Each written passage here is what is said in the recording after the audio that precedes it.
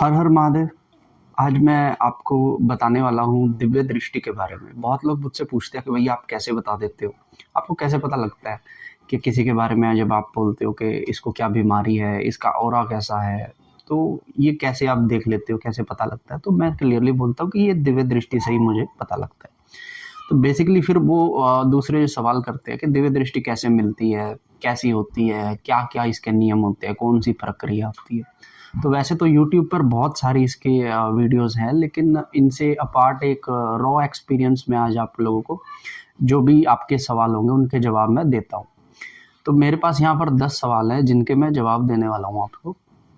तो पहला एक बेसिक सा क्वेश्चन ये है कि दिव्य दृष्टि क्या होती है।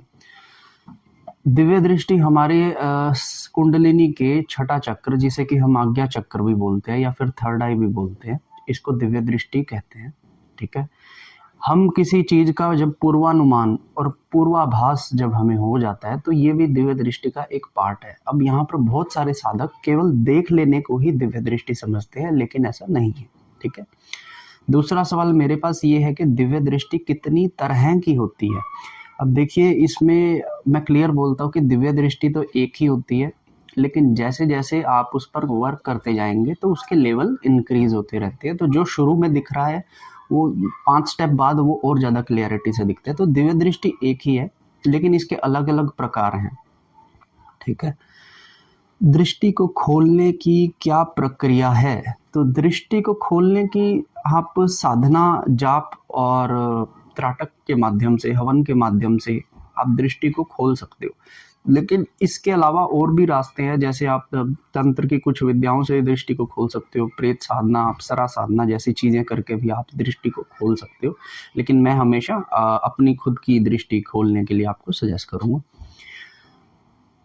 दिव्य दृष्टि की कितनी परतें होती हैं, ये एक बहुत ही किताबी प्रश्न है कि दिव्य दृष्टि की कितनी परतें होती हैं। मैं साफ बता देता हूँ कि दिव्य दृष्टि की 5 परतें होती हैं, लेकिन आपको कभी ये एहसास नहीं होगा कि मेरी कितनी परतें खुल चुकी हैं। कोई देख सकता है तो वही आपको बता सकेगा कि आपकी कितनी परतें खुल चुकी हैं। नहीं तो आपके अंदर जब एक विस्फोट होगा तो उसके बाद ही दिव्य दृष्टि आपको मिलती है। लेकिन उसके बावजूद भी दिव्य दृष्टि से देखते कैसे हैं, ये आपको तब तक पता नहीं लगेगा जब तक आपको ये ना पता लग जाए कि दिव्य दृष्टि से देखना कैसे है। ठीक है। उसके बाद दिव्य दृष्टि की परतें खुलने में कितना समय लगता है, निर्भर करता है व्यक्ति की साधना कैसी है, जाप कैसा है, संकल्प कैसे हैं, उसके ऊपर निर्भर करता है। अगर विस्फोट अगर ज़्यादा बड़ा हुआ तो वो एक ही बार में सब खोल देता है। ठीक है। दृष्टि खुलने के समय और बाद में क्या अनुभव होते हैं। दृष्टि खुलने से पहले हमारे जो नीचे के 5 चक्र हैं, इन सब के अनुभव हम लोग करते हैं। ठीक है। खुलने के बाद क्या होता है, कुछ नहीं होता है। खुलने के बाद आपको जब तक देखना नहीं आएगा दिव्य दृष्टि से, आप नहीं देख सकेंगे। ठीक है। मेरे पास बहुत ऐसे लोग हैं जिनकी दिव्य दृष्टि खुली है, लेकिन उन्हें देखना नहीं आता। तो जब तक ये जानकारी आपको ना मिल जाए, आप दिव्य दृष्टि का इस्तेमाल नहीं कर सकेंगे।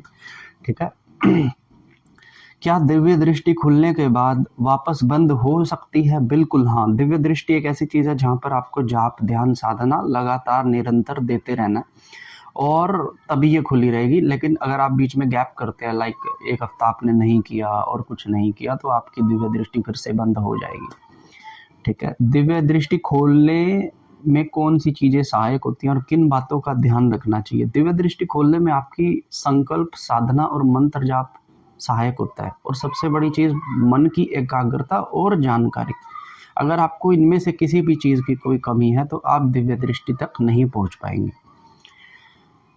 दिव्य कर्मों का क्या योगदान होता है दिव्य दृष्टि को खोलने में।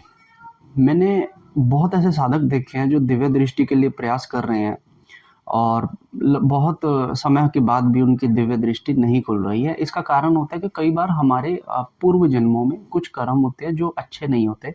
तो ऐसा होने से, मान लीजिए कोई मर्डर कर कर आया, कोई बलात्कार कर कर आया, तो ऐसे व्यक्ति को दिव्य दृष्टि नहीं मिलेगी।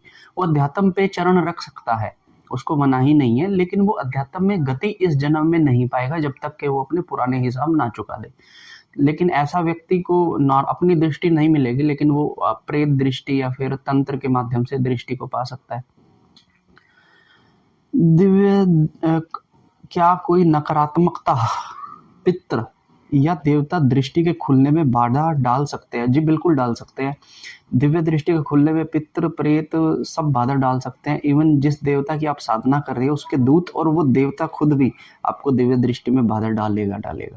ठीक है, वो परीक्षा भी होती है। जब परीक्षा होती है तो बाधा ही आती है।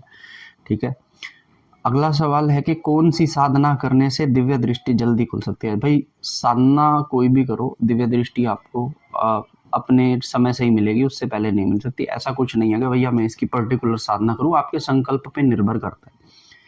ठीक है, दृष्टि खुलने के लिए कौन से मंत्र का जाप करें? मेरे हिसाब से आप दृष्टि खुलने के लिए ओम या फिर राम का भी जाप करते हैं तो ये भी आपकी दृष्टि को खोल सकता है। ठीक है, दिव्य दृष्टि के उपयोग से क्या क्या लाभ हो सकते हैं? दिव्य दृष्टि के उपयोग से सबसे ज्यादा लाभ तो यही होता है कि आप किसी भी स्थान की, किसी भी व्यक्ति की विशेष की ऊर्जाओं को आप पहचान सकते हैं। किसी व्यक्ति को क्या प्रॉब्लम है, उसके पीछे किस तरह की ऊर्जाएं हैं, तो आप एक एस्टिमेशन लगा सकते हैं कि अगर किसी व्यक्ति के पीछे बुरी ऊर्जाएं हैं तो दैट मीन्स ये कुछ गलत कर रहा होगा। उसका हमारे प्रति विचार क्या है, या फिर हमें कई बार पूर्वानुमान भी हो जाता है कि कोई काम सक्सेस होगा या नहीं होगा, या फिर किसी तरीके से नहीं चल पाएगा, तो ये हमें पूर्वाभास हो जाते हैं। तो ये भी दिव्य दृष्टि का ही एक प्रकार है। ठीक है, इसके बाद है कि क्या दिव्य दृष्टि केवल आध्यात्मिक उन्नति के लिए उपयोगी है? दिव्य दृष्टि मतलब सांसारिक लेवल पे एक समय तक ही उपयोगी है। आप देवताओं को और ऊर्जाओं को सिर्फ महसूस कर पाएंगे, देख पाएंगे खुद से, तो बहुत क्लियरिटी आपके जीवन में बनी रहेगी व्यक्ति विशेष को लेके। ठीक है, दिव्य दृष्टि खुलने के लिए कौन से योग का अभ्यास करना चाहिए? दिव्य दृष्टि के लिए कोई अभ्यास नहीं है, आपको मंत्र जाप करना है। कमर ऐसा एकदम सीधी रख के ऊपर की तरफ थोड़ा चेहरा करके आपको मंत्र जाप करना है, और मन की एकाग्रता मैं फिर से कहूँगा वो बहुत ज़रूरी है। दृष्टि खोलने के लिए किस प्रकार की मानसिक व शारीरिक तैयारी आवश्यक है? दृष्टि के लिए मानसिक तैयारी तो साधना के समय आप कमर सीधी रखिए। मानसिक तैयारी में आपके मन में एकाग्रता होनी चाहिए। ये नहीं है कि आप डीजे सुन रहे हैं, आप कान लगा के 2 घंटे गाने सुन रहे हैं, फिर सोचते हैं कि मैं 1 घंटा जाप कर लूँ, या फिर न्यूज़ सुन रहे हैं, कुछ मोबाइल चला रहे हैं, फिर आप सोचते हैं मैं जाप करूँ, तो फिर आपका ध्यान बनेगा ही नहीं, चाहे आप जितना मर्जी कोशिश कर लीजिए। तो अगर आप जाप करने जा रहे हैं तो बहुत पहले म्यूज़िक को बंद कर दीजिए, टीवी मोबाइल सब छोड़ दीजिए, और 1 घंटे के बाद जाके फिर बैठिएगा ताकि आपका ध्यान लगे। दिव्य दृष्टि से संबंधित कोई प्रमुख ग्रंथ या शास्त्र? नहीं, दिव्य दृष्टि से कोई प्रमुख ग्रंथ शास्त्र नहीं है, बल्कि कई शास्त्रों में दिव्य दृष्टि का केवल इतना सा उल्लेख है। जैसे महाभारत के अंदर संजय ने धृतराष्ट्र को जो बताया था वो दिव्य दृष्टि से ही देख के बताया था। ठीक है, दिव्य दृष्टि खोलने के लिए किसी विशेष तंत्र मंत्र का उपयोग किया जा सकता है? दिव्य दृष्टि खोलने के लिए बहुत सारे तंत्र मंत्र का उपयोग किया जा सकता है। प्रेत साधना, अप्सरा साधना, जिन साधना, और कई तरह की ऐसी साधनाएं हैं जो आप करके अपनी दिव्य दृष्टि को खोल सकते हो। ठीक है, लेकिन मैं इन चीज़ों की सलाह नहीं दूंगा। मैं चाहूँगा कि आप देवता की साधना करके ही दिव्य दृष्टि को खोलें। दिव्य दृष्टि खोलने के बाद जीवन में क्या क्या परिवर्तन अनुभव किए जा सकते हैं? परिवर्तन सिर्फ आपकी एक मेंटल क्लियरिटीज बनेंगे किसी भी चीज़ को लेकर। आपको समझ आएगा कि भैया ये चीज़ मेरे लिए अच्छी है या ये चीज़ मेरे लिए बुरी है। किसी व्यक्ति का हमारे प्रति रवैया अंदर से कैसा है ये आपको पहले से ही पता रहेगा, तो आप उसके साथ डील मतलब ऐसे ही करेंगे जैसे आपको पता रहेगा। तो ये थे कुछ प्रश्न जो मुझे आए हुए थे और मैंने इन पे वीडियो बना के आपको दे दी है। अब बाकी इनके बारे में विस्तार से वीडियोस मैं बना के आपको बताऊंगा। तब तक के लिए हर हर महादेव।